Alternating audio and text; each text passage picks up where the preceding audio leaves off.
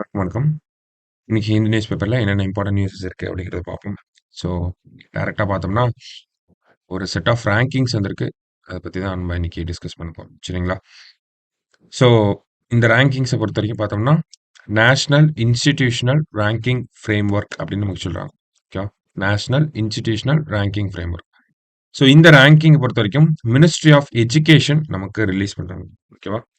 So இது வரைக்கும் 8 times வந்திருக்கு. இப்போ வந்தது பார்த்தோம்னா, நமக்கு 9த் டைமா இந்த நேஷனல் இன்ஸ்டிடியூஷனல் ரேங்கிங் ஃப்ரேம்வொர்க் அப்படிங்கிற இந்த ரேங்கிங்ஸ் வந்து ரிலீஸ் ஆயிருக்கு. ஓகேவா? இந்தியால இருக்கக்கூடிய எஜுகேஷனல் இன்ஸ்டிடியூஷன்ஸ வந்து வெவ்வேறு கேட்டகரிக்கு கீழ நமக்கு ரேங்க் பண்ணியிருப்பாங்க. ஓகேவா?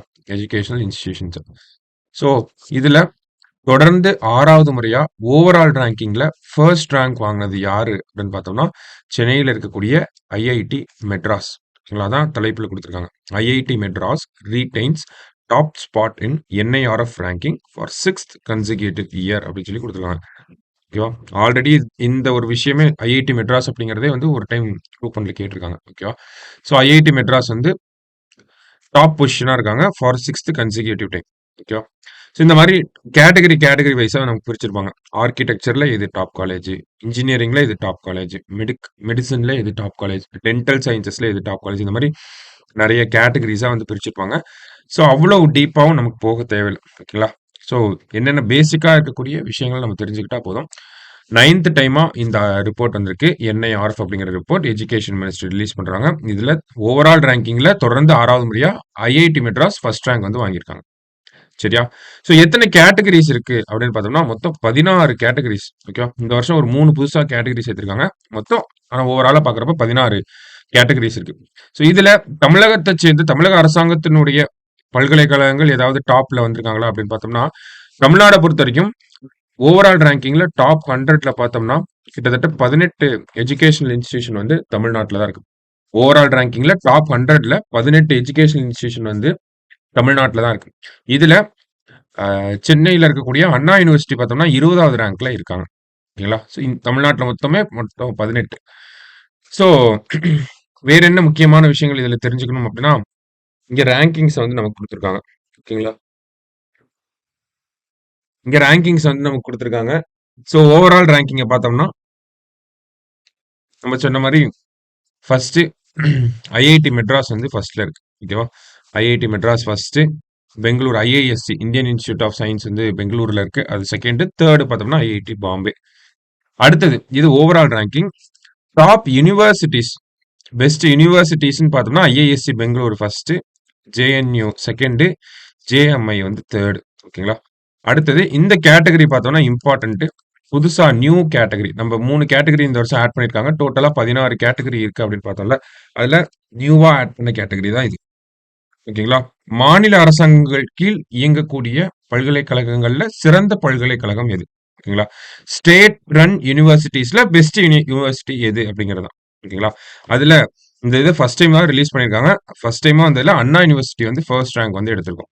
சரிங்களா? Anna university first. ரெண்டாவது பார்த்தோம்னா ஜாதவ்பூர் யூனிவர்சிட்டி வெஸ்ட் பெங்கால்ல வந்து இருக்கு. அது second rank. Savitribai Phule university மகாராஷ்டிரால இருக்கு. இது வந்து தேர்ட் ரேங்க் வந்து வாங்கியிருக்காங்க. சரியா? எல்லாத்துலயும் டாப் 3 நோட் பண்ணி வச்சுக்கிட்டாலே போதும் நமக்கு. ஓகேவா? ஸோ இந்த ஒரு ஆர்டிகல் நமக்கு ரொம்ப இம்பார்ட்டன்ட்டா இருந்த ஒரு ஆர்டிகல். சரியா?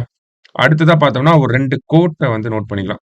ஆ நேத்து பார்த்தோம்னா நமக்கு டெல்லியோட டெப்யூட்டி சீஃப் மினிஸ்டரா இருந்த மனிஷ் சிசோடியா. அவர் வந்து என்ஃபோர்ஸ்மென்ட் டைரக்டரேட் வந்து ஒரு 17 மாசத்துக்கு முன்னாடி அரெஸ்ட் பண்ணியிருந்தாங்க. மணி லாண்டரிங் கேஸ்ல பிரிவென்ஷன் ஆஃப் மணி லாண்டரிங் ஆக்ட்க்கு கீழ மனிஷ் சிசோடியா அவர வந்து அரெஸ்ட் பண்ணியிருந்தாங்க. எப்படி நம்ம ஊர்ல செந்தில் பாலாஜி அவர்கள அரெஸ்ட் பண்ணியிருக்காங்களோ, அதே மாரி ஒரு கேஸ் தான் அங்கேயும். ஓகேங்களா? டெல்லியோட டெப்யூட்டி சீஃப் மினிஸ்டர் அரெஸ்ட் பண்ணியிருந்தாங்க. பார்த்தோம்னா கிட்டத்தட்ட ஒரு 17 மாதங்களா வழக்கு நடக்குது. இவரும் பெயில் போட்டுட்டே இருக்காரு. பெயில் அப்படிங்கிறது மறுக்கப்பட்டுட்டே வருது. ஏன்னா விசாரணை இருக்கு. இன்னும் முடியல. இன்னும் விசாரிக்கணும் அப்படி இப்படின்னு சொல்லிட்டே இருக்காங்க. கடைசியா பார்த்தோம் அப்படின்னா, நேத்து அவருக்கு வந்து பெயில் கிடைச்சிருச்சு.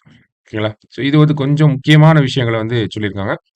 என்ன சொல்லியிருக்காங்க அப்படின்னு பார்த்தோம்னா, இந்த ஒரு விஷயத்துல "The right to fair and speedy trial was implicit in the right to life under Article 21. It concluded that this right was denied to Mr. Sisodia." So இதனால தான் அவருக்கு பெயில் குடுத்திருக்காங்க. என்ன சொல்ல வராங்க அப்படின்னு பார்த்தோம்னா, நமக்கு என் மேல ஒரு வழக்கு போடுறாங்க. அந்த வழக்க ஸ்பீடா நடத்தணும்னு நான் கேட்கறது என்னோட உரிமை. எதுக்கு கீழே என்னோட உரிமையா இருக்கு அப்படின்னா, ஆர்டிகல் 21க்கு கீழ எனக்கு உரிமையா இருக்கு. Right to fair and speedy trial is implicit in the right to life under article 21. ஓகேங்களா? அப்ப ஸ்பீடா ஒரு வழக்கு நடத்தி முடிக்கணும். அது என்னோட அடிப்படை உரிமையா இருக்கு ரைட் டூ லைஃப்க்கு கீழ. ஸோ அத கோட் பண்ணி தான் அவருக்கு பெயில் குடுத்துருக்காங்க. ஸோ இதுல இன்னொரு முக்கியமான விஷயத்த நம்ம தெரிஞ்சுக்கணும். என்ன அப்படின்னு பார்த்தோம்னா, ஜஸ்டிஸ் வி.ஆர். கிருஷ்ண ஐயர். கிருஷ்ணவும் பாகவதி அவங்க 2 பேரும் சேர்ந்து ஜுடிஷியல் ஆக்டிவிசம் அப்படிங்கிறதெல்லாம் பண்ணியிருப்பாங்க இல்லையா? படிச்சிருப்போம் நம்ம பாலிட்டி படிக்கிறப்ப. So justice V R. Krishna Iyer வந்து ஒரு முக்கியமான ஸ்டேட்மெண்ட் வந்து முன்னாடி சொல்லியிருப்பார்.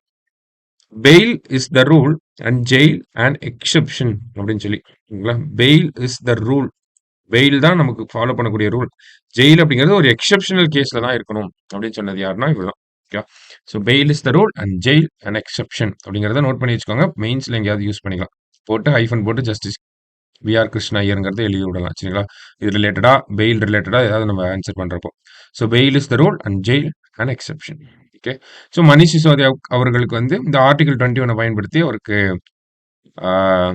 இப்போ பெயில் கொடுத்துருக்காங்க. வேற என்ன ஆர்குமெண்ட்ஸ்லாம் இருந்துச்சு இந்த பெயில் கொடுக்குறப்ப அப்படின்னு பார்த்தோம்னா, கிட்டத்தட்ட PMLA prevention of money laundering act 2002க்கு கீழே பார்த்தோம்னா, இது வரைக்கும் ஒரு 5000 கேஸ் கிட்ட ஃபைல் பண்ணியிருப்பாங்க. ஆனா ஃபைல் பண்ணதுல கன்விக்ஷன் ஆனது பார்த்தோம்னா, கன்விக்ட் ஆனது 40 கேஸ்ல தான். அதே மாதிரி என்ஃபோர்ஸ்மெண்ட் டைரக்டரேட் கடந்த ஒரு 4 வருஷத்துல பார்த்தோம்னா, ஒரு 150க்கும் மேற்பட்ட கேசஸ் வந்து போட்டிருக்காங்க. ஆனா, இந்த 150 கேசஸ்ல ஒரு கேஸ்ல மட்டும் தான் கன்விக்ஷன் ஆயிருக்கு. ஸோ இந்த மாதிரி எல்லா ஃபேக்டர்ஸையும் யோசிச்சு அவருக்கு வந்து பெயில் அப்படிங்கிறத குடுத்துருக்காங்க. சரியா? ஸோ இன்னைக்கு நியூஸ் பேப்பர்ல இருந்த 2 இம்பார்ட்டன்ட்டான ஆர்டிகிள் நம்ம பார்த்திருக்கோம். நாளைக்கு நியூஸ் பேப்பர் அனாலிசிஸ்ல மீட் பண்ணலாம். Thank you.